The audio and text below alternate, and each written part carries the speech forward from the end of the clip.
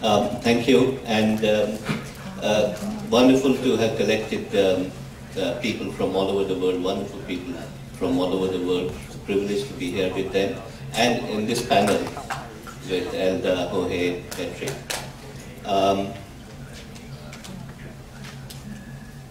People Science Movement is a movement in India, and since it's not normally a movement that you find around the world, so one may say that it's something very peculiar or particular in India. I'm not going to be describing this movement in detail, except for a few facts. It's about 500,000 volunteers, but that shouldn't intimidate anyone because India is 1.2 billion, and 500,000 is not a big number for India. So when you're in China and India, numbers shouldn't be intimidating. So who are these people? These are physicists like me, engineers, doctors, molecular biologists, social scientists, veterinary and agricultural scientists, teachers in universities and schools, and ordinary people, farmers, housewives. And they all together we call the People Science Movement. And so why have a science movement? And that's a question we're asked every time about it. So what are scientists doing? Well, many of these scientists have given up their jobs in universities, in research institutions. And the reason is quite simple. It's a left-oriented movement. And for reasons that I can't get into now, because that would require too detailed analysis, many of these people felt that their professional knowledge that they had, they would not want to use it for the institutions of the state, but they would want to combine that with the community directly. So many of them even thought the university was an institution of the state, and the state appropriates this knowledge, which ultimately works against the people. So they'd rather work directly with the people and combine their knowledge with the needs of the people, rather than work with institutions of the state. Not everyone has resigned their jobs. Many of them have jobs, but they volunteer to work directly with the communities. So therefore, there is this notion that we can use this knowledge for the purposes of transformation if we work with the communities directly and not institutions of the state. Secondly, it's a demystification process. We heard Ohashi talk about, we don't know about Fukushima and what is it going to do, because science is now the big religion, where there are high priests who have the knowledge and we have to be dependent on them to tell us what is good or not. Should we eat vegetables? Should we drink water? Because it's transacted in a technical language which only the priests, the mullahs and the priests of religions are. So therefore they are a pole apart. So the other reason therefore to work directly with people is to say that this knowledge can be shared with anyone. We don't have to preserve this knowledge. And it can be done at the level of the people so that people can democratically participate in making decisions rather than depend on these priests. Now, the reason that we need to understand it a bit more is, what finally is science? Science started as a process of knowing nature. How does nature function? What are the laws of nature? That's the origin of science. And it continues to be the same. Whether you know the cell of the body in order to understand how medicines can help you recover from ailments, or you want to know the workings of the solar system to know what is the place of Earth and why does Earth have life on it. It's the study of nature, laws of nature, for us to have a better understanding. The better understanding is transformed into then transforming nature into the needs of the humanity. So therefore, there is an element of using this knowledge for the purpose of fulfilling the needs of humanity. It's very interesting to know that the word scientist was not the word used till 100 years ago. Newton, a scientist that many of you would probably have read in your people who are not done science later on, in his time was not called a scientist, he was called a natural philosopher. Scientists were called natural philosophers, philosophers of nature. And I say this because it is amazing that with that history, today when we talk about rights of the nature, in many situations we say the scientists are enemy of nature. Science is the enemy of nature because science has, in the process of knowing about nature, has also exhausted nature. And it is this dichotomy that we find, it's a dichotomy that we find needs to be bridged, because either you take a stand that science is the enemy of nature, therefore you have an anti-science movement, which we have in many parts of the world, that you have an anti-science movement. Science has created the problems, therefore we need to disband science. Or you say that it is the knowledge of nature, and it can be used to enhance nature rather than exhaust nature. So we have a choice. And it is the transaction of these choices which in some way is the concern of the People's Science Movement, both as resistance and reconstruction. So it acts as a resistance movement and also a reconstruction movement. Now to show it a bit dramatically, we talk about India, China and the rest of the world, emerging countries. Now this table could take a book to write on to show the process of what I'm trying to say. Emerging countries. Yesterday we heard about the disquiet about emerging. What is emerging country? Now at year 1700, the wealth of the world was shared equally between China, India and Europe. You can see that the GDP in the year 1700 between these three was the same. So there was no emerging country. They had emerged at that point in time. And when you go from 1700 to 1952, and you can see how the share of the GDP changed. China came down to 5.2, India to 3.8, and the post-war Europe to 29.7. But this is a bit incomplete because you should add United States to it, the neo-Europe. And if you add the United States to this 29.7, it's roughly 60%. So what we call underdevelopment was created. It was not God-given. It is a process between 1700 to roughly 20th century that you find that underdeveloped was created. These categories. The question is, how did this get created? And this is to me at the heart of what I'm trying to describe about both the People's Science Movement and other issues which have come up.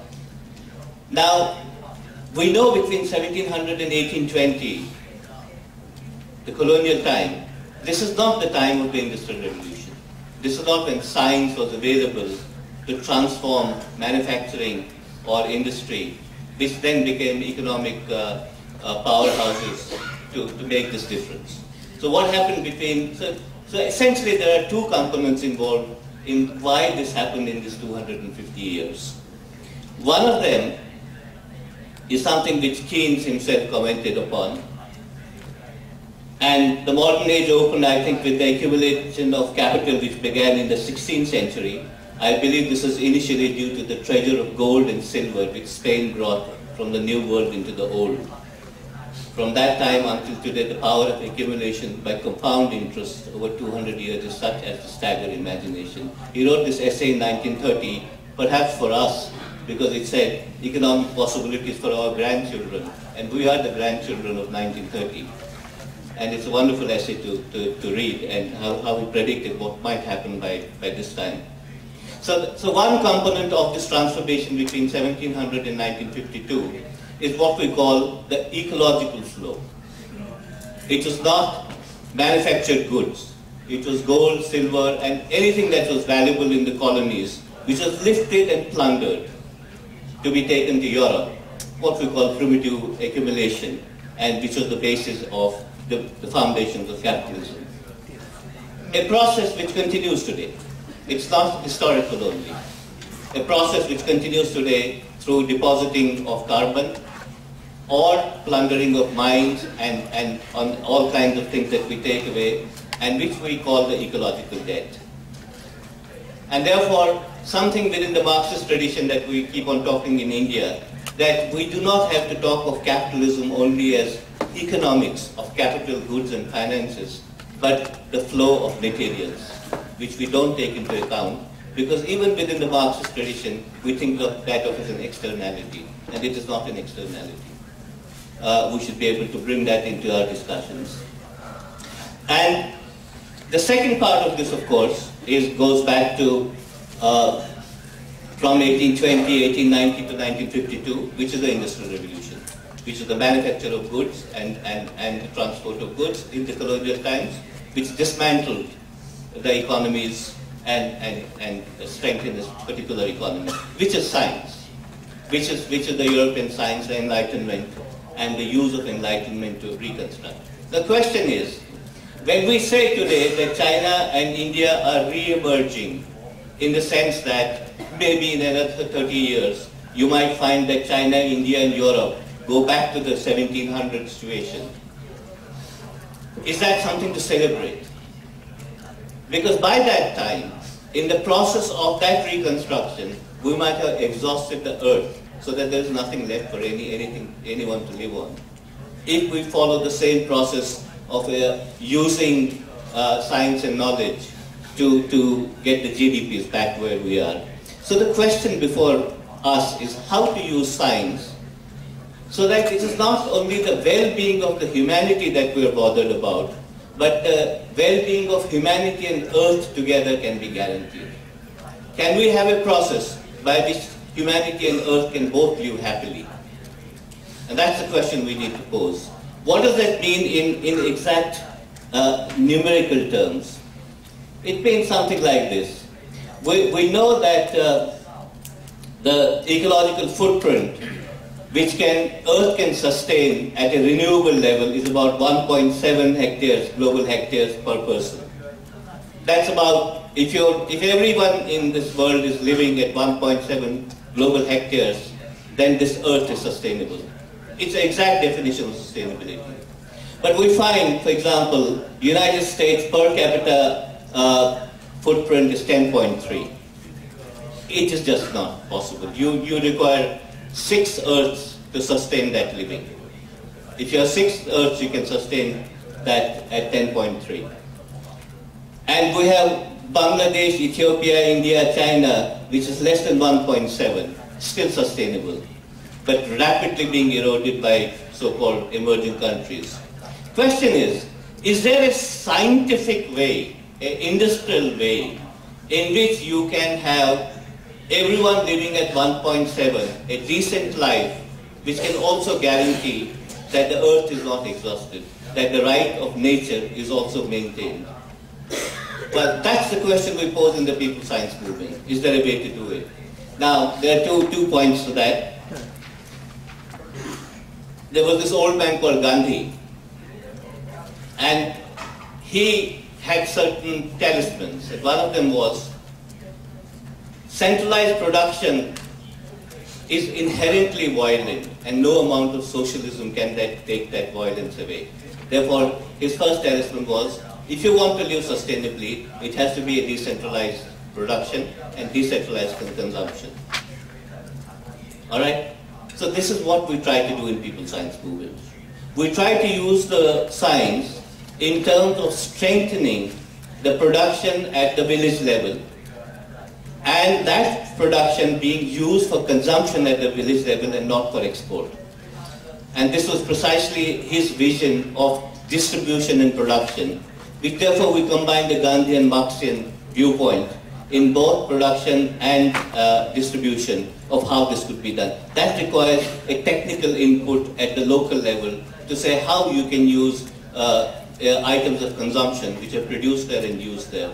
The khadi, the textile which Gandhi made famous by spinning all the time, is a symbol of how you could be doing this, but in a variety of ways that you could use. And therefore it means using resources like water and land or products from forest, which can be manufactured and used locally for housing, for all kinds of things. That's one part of it. The second part of it is, what about modern amenities? Now Gandhi said, in my recommendation, I also think that the village should actually own a power station for using power, electricity at the village level. And in the People Science Movement, we manufacture turbines which can be operated and put together by villages to have power at the village level in a decentralized way. What gets into the problem in doing this? Now, I can tell you now, I don't have time, that there is a whole lot of this where you have technical solutions. You have technical choices which you can implement. What prevents it? What prevents it is that science developed through industry, but it developed through a system of laws and practices which gradually ensure that you can't use these choices. Legally you can't do. In India, communities cannot generate power by law. It can only be generated by the government. There is nothing that stops us today from communities owning power stations for their own purpose.